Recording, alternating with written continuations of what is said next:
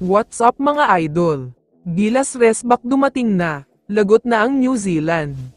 Pero bago mo sana ipagpatuloy ang panonood mo, ay huwag mong kalimutan na mag-subscribe bilang suporta sa aking YouTube channel. Maraming salamat idol. Hindi pa rin matanggap ng fans ang naging laban kontra Chinese Taipei. Imbes na easy win ang inaasahan, kabaligtaran pa ang nangyari dahil sa pangit na performance nila. Maraming turnovers at marami din minties. Pati ang opensa ng Gilas ay parang nawalan ng direksyon, kahit sinasabi ng karamihan na bias ang tawag ng referees, hindi pa rin excuse ang kulang sa effort, kaya ngayon, ito na ang perfect time ng Gilas para makabawi.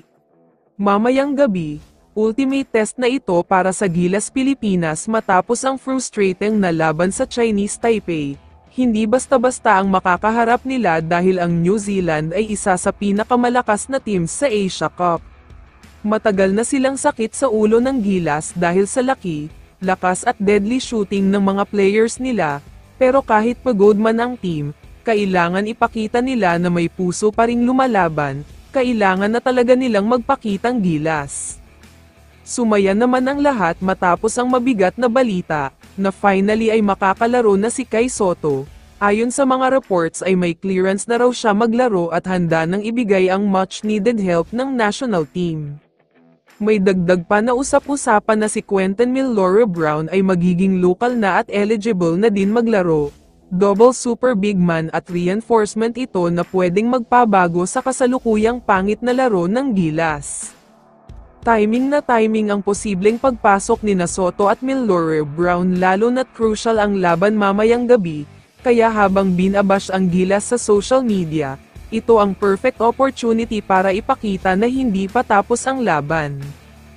Hindi lang ito laban para sa standing, laban ito para sa respeto ng bayan at silencing the bashers.